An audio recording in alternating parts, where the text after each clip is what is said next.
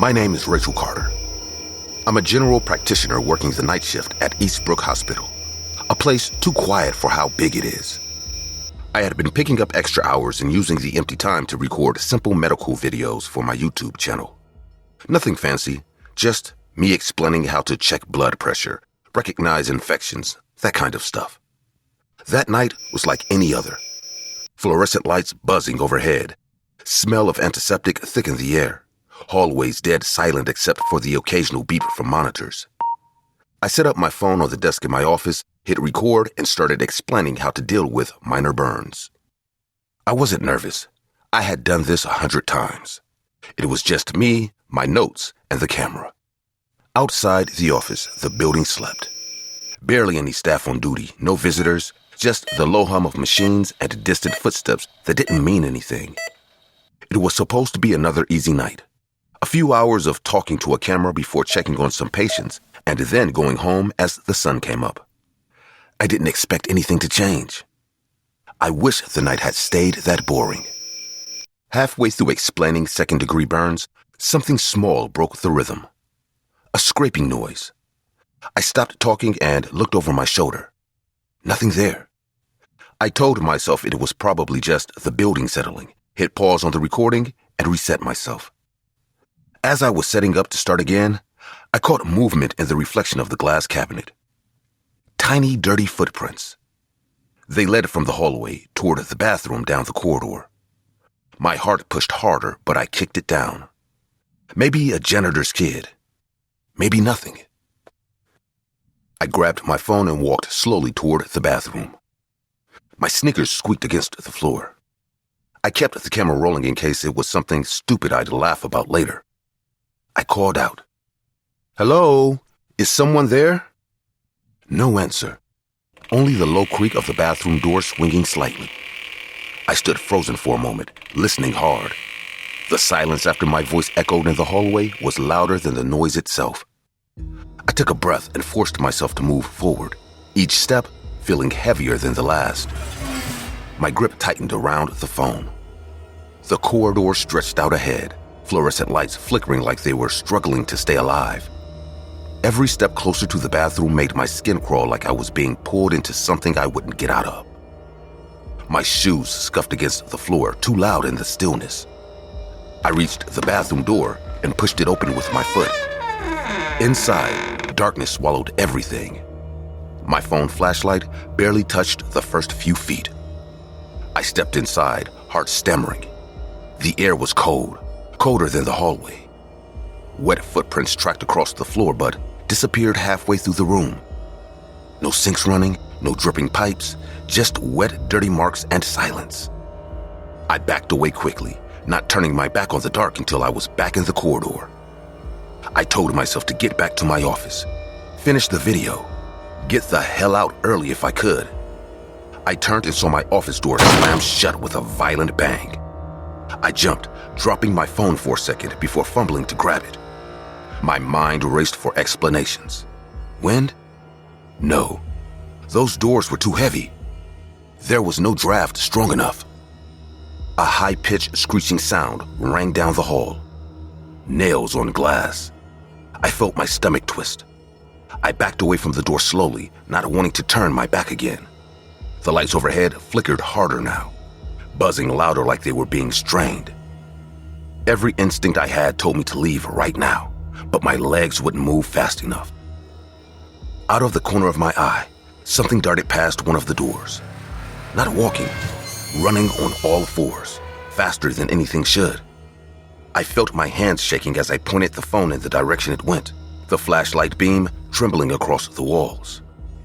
Nothing except hallways. But I knew something had moved. I froze for a second too long. Then a blur zipped past the small window in the door across the hall. Fast.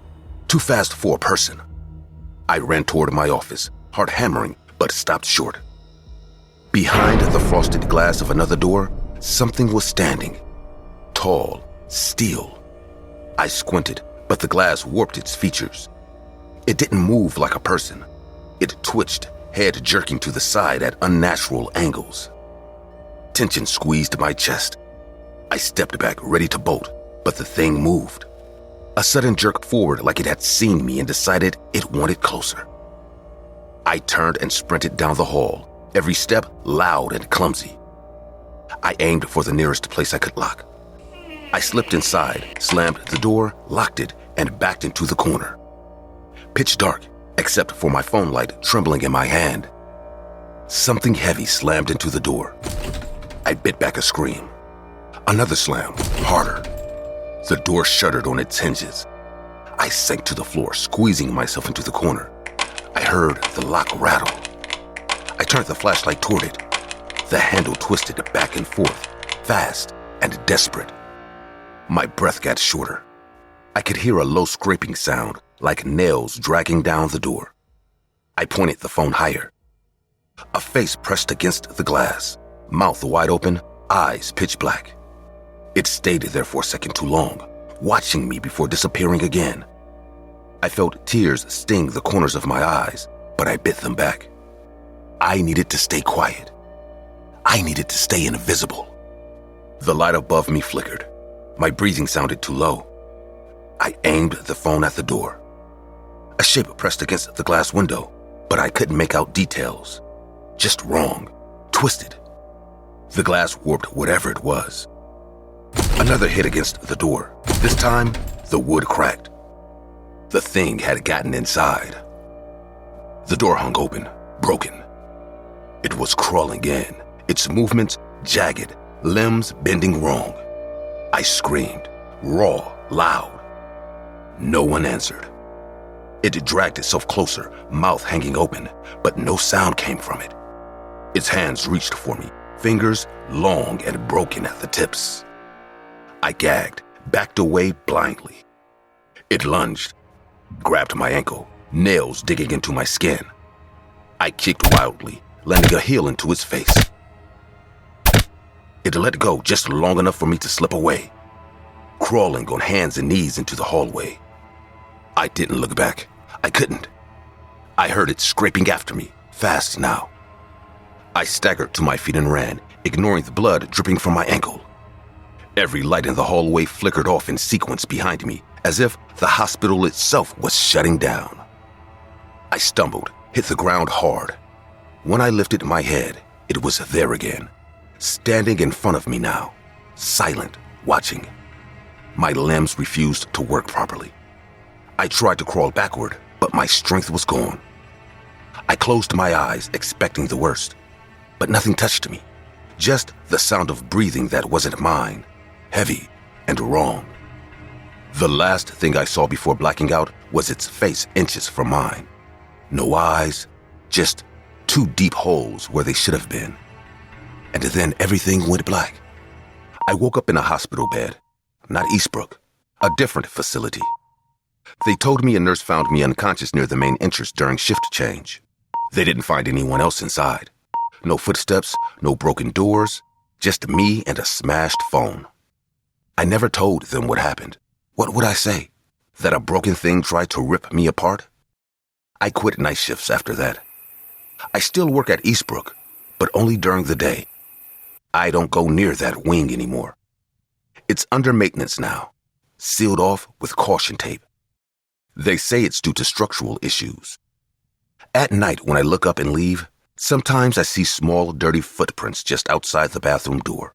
And sometimes, if I look too long at the reflections in the hospital windows, I see something standing behind me.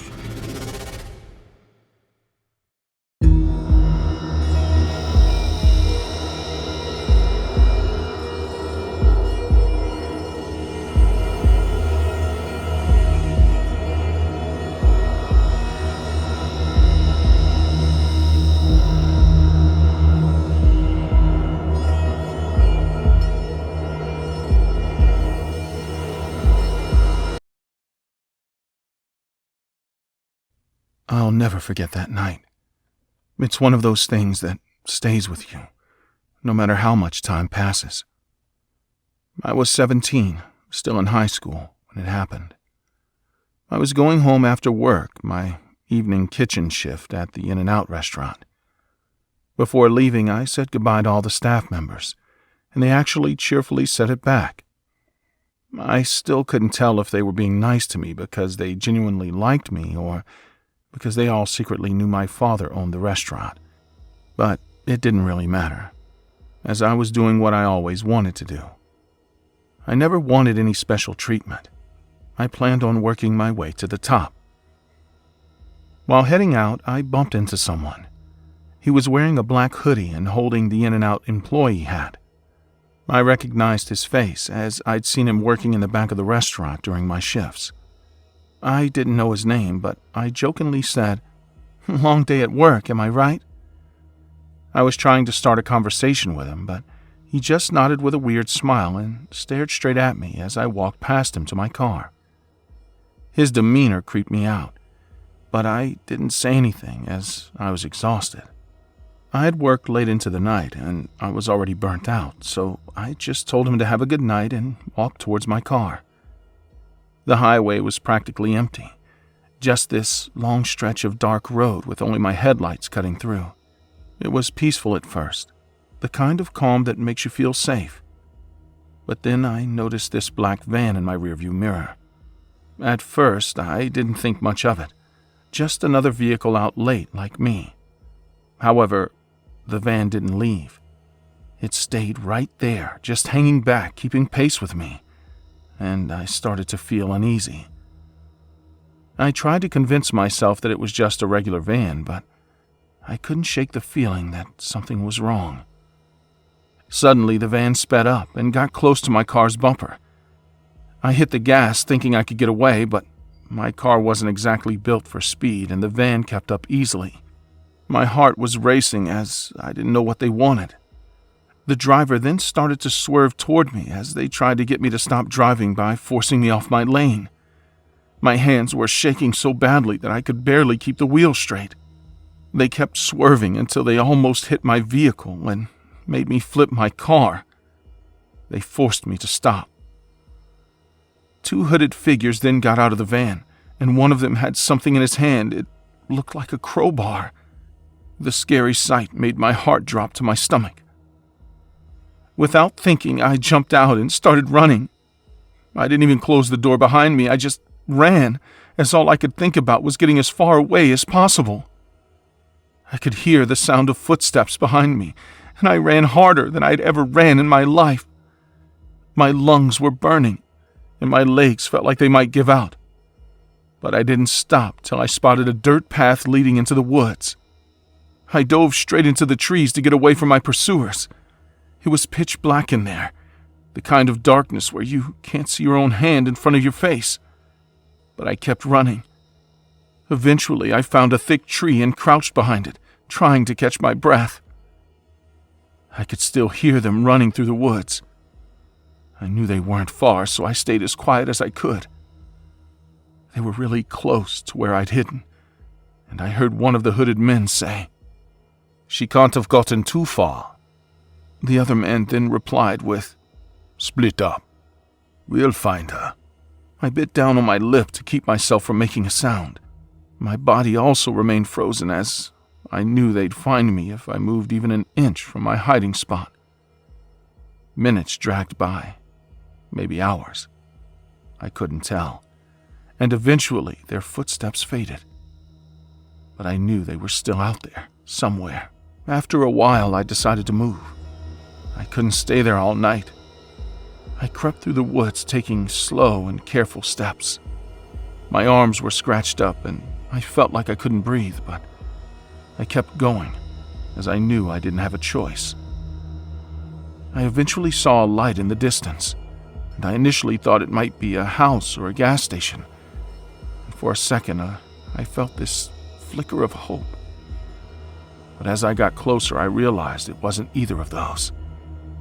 It was the van. They had parked it in a clearing, and they were standing there, waiting. They saw me before I even had time to turn around, and one of them shouted, "There she is!" as they both came running towards me. I tried to run again, but my legs were so tired, and they caught up to me almost immediately. One of them grabbed my arm and yanked me back. I screamed, kicking and thrashing, but it all proved fruitless as they were much stronger. The second hooded man then pulled out a rag and pressed it against my face. It smelled weird, and my head started spinning. That was the last thing I remembered before the world went dark. When I woke up, I was in the back of the van. My wrists were tied with zip ties and my head was pounding. The windows were boarded up and the air was thick and hot. I could hear the guys talking in the front seat. One of them said, "She was trouble. We should have just left her." The other replied, "Don't wuss out on me now, Joe. Just think about how much her father will pay for her." After I realized that this was a kidnapping planned to extort my father, I felt around the van and came across an old, rusty, and jagged metal pole. It was small, but it was something, and I started rubbing the jagged edges against the zip ties, trying to stay quiet. My hands were shaking so badly, but the zip ties eventually loosened. There was a small vent near the roof of the van, just big enough for me to fit through. I climbed onto a crate and pushed against it. It made this loud creaking sound, and I heard one of the men shout. What was that? I didn't wait. I shoved myself through the vent with no hesitation, scraping my arms and legs as I landed hard on the pavement. The van skidded to a stop, but I was already running. Up ahead, I saw a gas station, and the lights looked like a beacon of hope. I ran as fast as I could till I reached the doors, yelling, "Help me! They're trying to kidnap me!" My kidnappers followed me in there, but luckily the gas station clerk had a gun, and he held my pursuers at gunpoint as he called the cops. The authorities quickly arrived on the scene, and the two guys were arrested within minutes. After they'd been apprehended, an investigation was carried out, and it was discovered that one of my kidnappers was an in-and-out worker. It was apparently the same guy from earlier who was wearing a black hoodie. They'd been planning to kidnap me for some time now and extort my father for ransom. The incident truly terrified me, and my dad was so worried about it that he took drastic measures to keep me safe. I understood his concerns, but I wasn't going to let the traumatic experience define me. I still wanted to work my way to the top and earn my place at my father's company, and I took several precautions from that day forth to make sure that nothing like that would ever happen again. It took me some time to recover from the kidnapping attempt, but I eventually started working at the restaurant again. I tried to move on from the horrible incident as best as I could. But can't have gotten that too night far. still remained with me. The other man, as I always found myself looking over my shoulder whenever I worked the night shifts. The story you just heard was based on the real-life kidnapping true crime case of Lindsay Snyder, the heiress to the In-N-Out Burger empire. From a young age, Miss Snyder always wanted to work her way to the top at her father's company, as she wanted to prove she wasn't just handed any opportunities because of her last name. During her youth, Miss Snyder was often prepping food in the restaurant's kitchen and serving customers whenever she could. It was during this time that she was, unfortunately, the target of a kidnapping plot by an employee when she was just 17 years old. Records show that no one was supposed to know Lindsay's true identity as the owner's daughter at the restaurant, except the manager. This was done so she wouldn't get any special treatment, but the secret eventually got out, which led a few employees to plan her kidnapping. She was still in high school at the time, in Northern California, and this incident occurred shortly before her father, Guy Schneider, tragically passed away from an accidental drug overdose. The horrific plot was one of 2 kidnapping attempts Lindsay faced in her life, with the second happening when she was 24 and working as a restaurant manager in the family business. Her initial kidnapping attempt led her father, before his passing, to take significant precautions to protect her, including founding a private Christian school to ensure her safety and privacy. As of today, Lindsay Snyder leads the In-N-Out chain restaurant, and under her leadership, In-N-Out has grown to 400 locations, all while maintaining relatively low price increases despite rising costs across the restaurant market. Ms. Snyder has also upheld the restaurant's deep-rooted California culture so that every In-N-Out location can keep making the same delicious burgers that we all know and love today.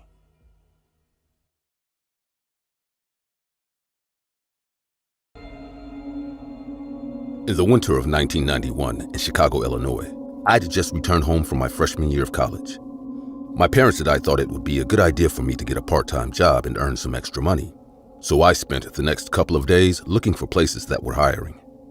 Still, it didn't take long for me to realize it was going to be difficult, as most stores completed all hires weeks before the festivities began. After a few days without progress, I found an unusual job posting at the local cemetery that stated they would need an extra groundkeeper and night watchman for the next few weeks. Now, while a job at the cemetery wouldn't have been my preferred choice, I'd be lying if I said I didn't need the extra money. The pay wasn't the only reason I had for taking the job.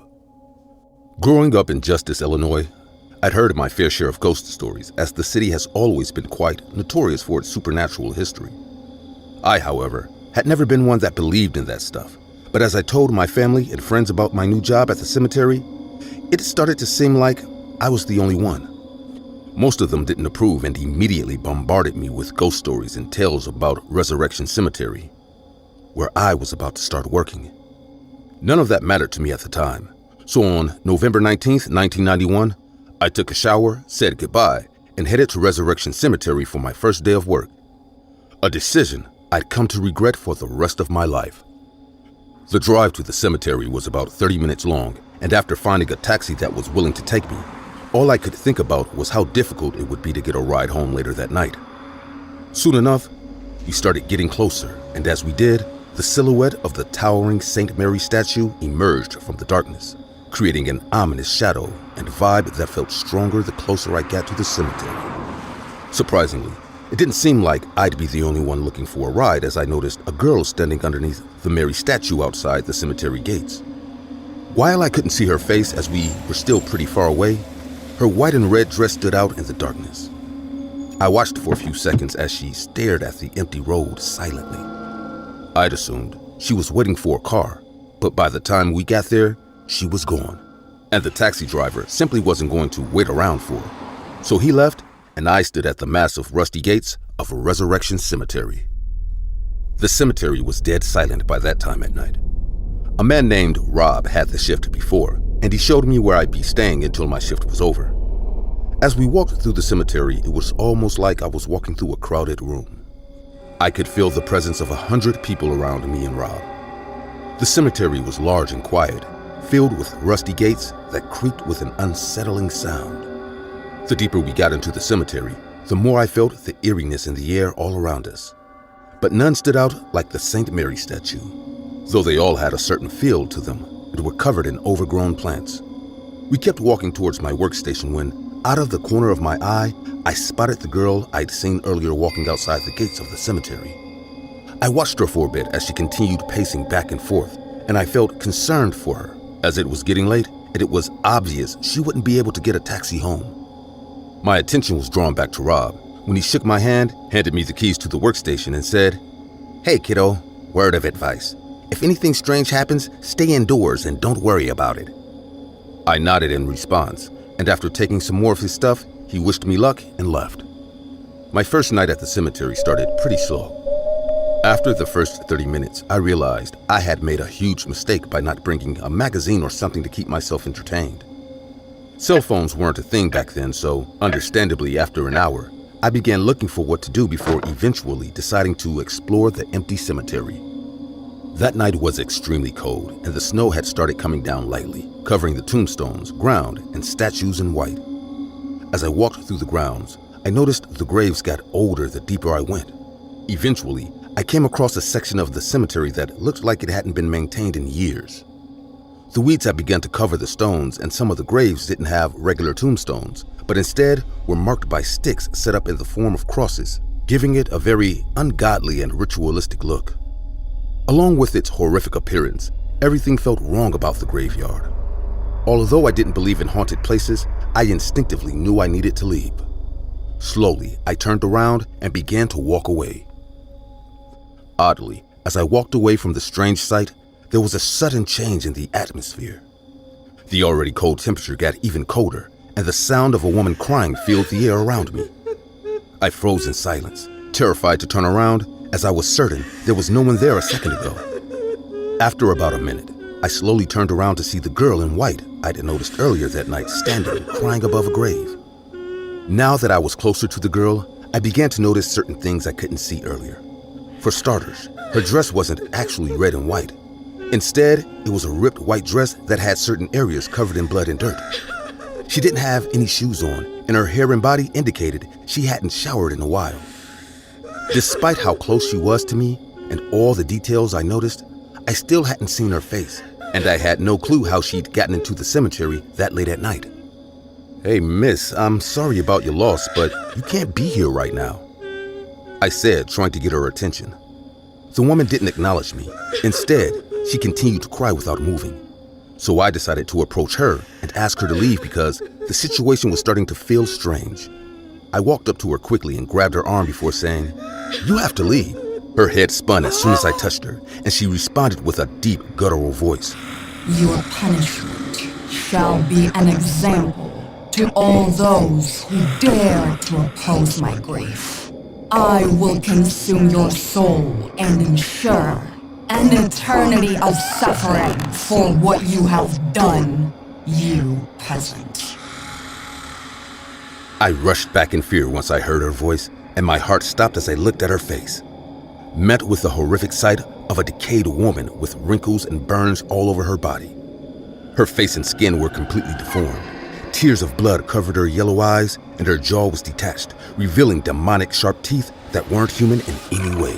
Instinctively, I took off running towards the gate, but I looked back in horror to see she had gotten on all fours like an animal and was chasing me while foaming at the mouth. My heart raced and I couldn't breathe. I ran for my life.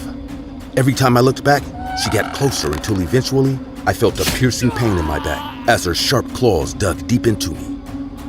The pain I felt at that moment was indescribable, but all that mattered was to continue running, so that's what I did. Despite the growls I could hear behind me, soon enough, I was out of the gate and running down the street for help. Unfortunately, that's when I felt her grab my leg, and in seconds, the weeping woman was on top of me, biting, screaming, and clawing at me wherever she could. I screamed for help in terror, but it didn't seem to matter. At that time, it seemed like everything was about to end for me. As I lay there in agony, I thought about the moments that led to this horrific experience. It dawned on me that I'd seen the ghost numerous times that night, but never away from the cemetery. In a last-ditch effort, I quickly shoved the demon off me. Although I knew I couldn't get far, I hoped if I could get far enough, it would be over. I struggled to get away and watched as it slowly got up and charged at me once again before suddenly vanishing into thin air, leaving me to die in the streets. I woke up 3 weeks later at the Justice, Illinois Medical Center, where doctors told me I had been found that night by a stranger driving home late at night. My doctor said the head trauma and severe blood loss resulted in a short-term coma. Due to the state I was found in, the case was written off as an animal attack by the state police. However, that was far from the truth. And after weeks of therapy and rehab, I eventually shared my story with the world. I discovered I wasn't special in any way. In fact, many people had seen Resurrection Mary along the streets of Resurrection Cemetery, but the difference was I came in contact with her grieving soul. Everyone who's ever done that died. And it was truly a miracle that I somehow lived to tell the tale. That night didn't feel like a miracle to me, though. Despite how many stories are told or experiences that are shared, the truth is, no one has ever witnessed the horror I saw that night, and I am certain that if they did, we would all come to our senses and burn the cemetery and all its evil to the ground. The following story is based on the well-known Resurrection Cemetery, located in Justice, Illinois. The cemetery is home to one of the most notorious ghosts in the world, named Resurrection Mary. Stories about the ghost have been around since 1930, when a man named Jerry Paulus first came in contact with the spirit. Encounters with the ghost have varied, and numerous theories as to why she lingers in the cemetery have been around for years. Most believe she is mourning a long-lost loved one and will not engage with people as long as they respect one simple rule: to let her grieve.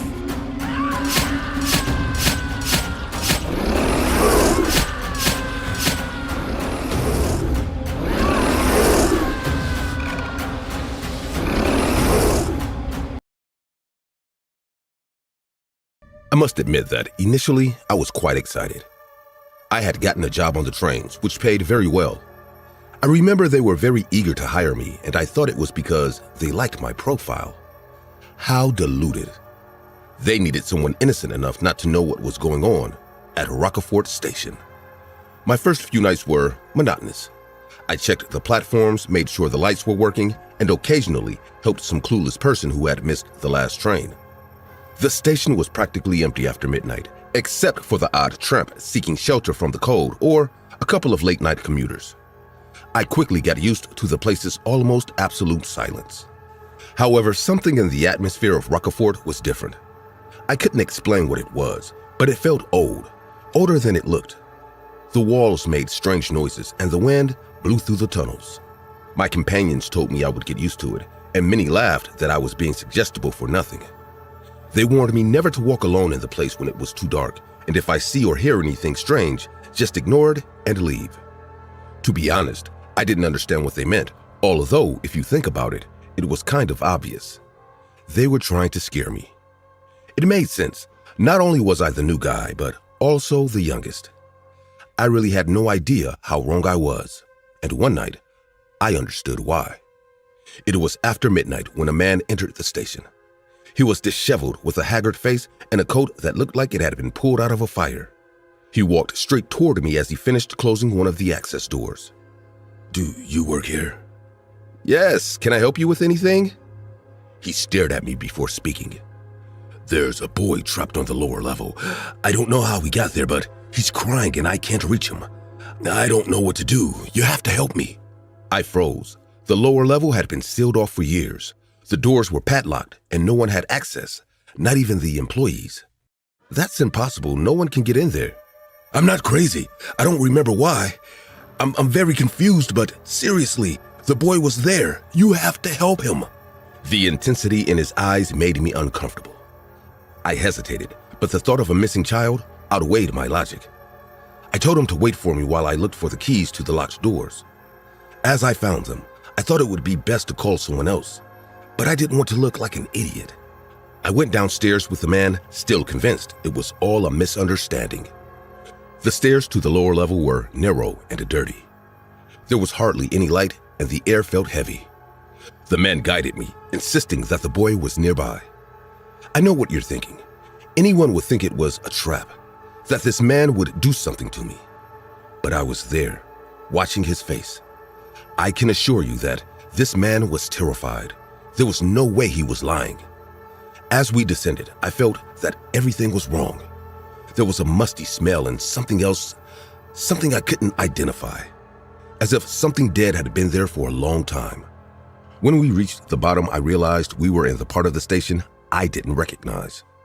The walls were covered with cracks and there were dark puddles on the floor that I didn't want to inspect too closely. "This way." I advanced behind him, but he suddenly stopped. "There he is, the boy." In the shadows, I saw a small figure. He was on his back, sitting on the floor. He wasn't moving. "Hey, little boy, are you all right?"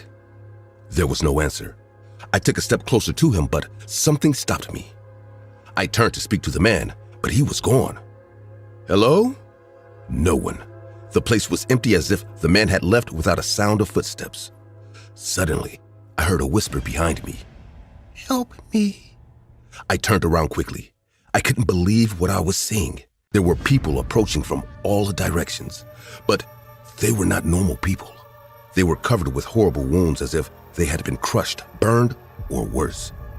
One of them had a mangled face with one eye hanging out of its socket. Another was dragging a leg that seemed almost detached from his body. "Please, help me. My son, I can't find him." The woman had no face. It was as if someone had taken it off. She was talking to me as if nothing had happened. Everyone was doing it. They all asked me for help for different reasons, but I didn't know how to help any of them. I didn't even know how to help me. I was absolutely terrified. I backed away, but they were everywhere. Their voices mixed full of pleading and desperation. One of them grabbed my arm. I felt his skin cold and clammy, as if he were a rotting corpse. I pulled my arm hard and let go, but another one appeared at my side. "Take me to the hospital. It hurts so much." The man's face was all bruised and his teeth were missing. It was as if someone had beaten him until he was toothless. I couldn't take my attention away from the man as new ones appeared. I was surrounded. I backed up until I stumbled and fell to the ground. Hands began to touch me, to pull me towards them. I could feel their bodies on top of me, the weight of their desperation crushing me. I wanted to scream, but they were all over me, calling for help. I was sure I was going to die. I felt their bodies sinking against mine as their voices became screams and wails. I closed my eyes and screamed with all the strength I had. I didn't know if anyone would hear me, but I couldn't do anything else. Then someone grabbed me by the arm and pulled me up with incredible force. I opened my eyes and saw Eric, one of my coworkers. "Run!" And without a second thought, I ran. Whatever those things were, they didn't seem to stop. I didn't dare look back. Eric led me back to the stairs. He didn't let go of my arm until we were on the top level. I dropped to the floor. I was physically and psychologically destroyed. He looked at me. His face was pale and it was hard to breathe because he was running so much. I don't know. I didn't see anyone with you, but I know what you saw. You don't have to explain it. We all know. What do you mean? Look, I disagree with this. They should have checked you out before they hired you, but clearly they didn't. What are you talking about? This has happened before? Several times. You're not from around here, are you? This place is famous, but what people don't know is that at night, it's worse. During the day, there are noises and voices, but at night, these people start walking around the place. These people, they died here. They don't know it or they don't want to accept it, and they are looking for help. I looked at him incredulously. What about the man who took me there? The boy? Eric shook his head. None of it was real. Not now, at least. You were lucky, kid. Once you get in, you don't get out. If I hadn't gotten there, you'd be one of them too. I didn't know what to say. I could only nod as fear gripped me. Eric put a hand on my shoulder. Don't go back there. Don't listen to them. If someone asks you for help in the night, ignore them. Eventually, they'll go away. And that was the first time I witnessed what was going on at Rockefort Station. I didn't quit the job. I don't know why. Maybe because I needed the money. Maybe because I wanted to prove to myself that I could get through it. But I never went back down to the lower level alone. Never. Every night I would walk around the station with my headphones on, ignoring any strange sounds. When someone tried to talk to me, I just kept walking. I never spoke to Eric or anyone else about it again. I just kept doing my job, and nothing else. This story is based on the numerous paranormal accounts surrounding Rockefort Station in Barcelona. Built in the early 20th century, the station has been the site of countless eerie events that have left witnesses shaken and confused. Passengers have reported feeling unseen presences, hearing whispers in the silence, and even spotting shadowy figures crossing the tracks at night, only to vanish without a trace. Some believe these phenomena are linked to tragic accidents that occurred at the station over the years, while others suspect they are manifestations of restless spirits. There's another chilling legend tied to the station's dark reputation. It's said that during late hours, the faint cry of a child can be heard echoing through the tunnels, though no children are present. Maintenance workers have also described tools mysteriously moving on their own and sudden drops in temperature in specific areas of the station. While skeptics dismiss these stories as urban legends, the eerie atmosphere and strange occurrences at Rockefort continue to fuel its haunted legacy.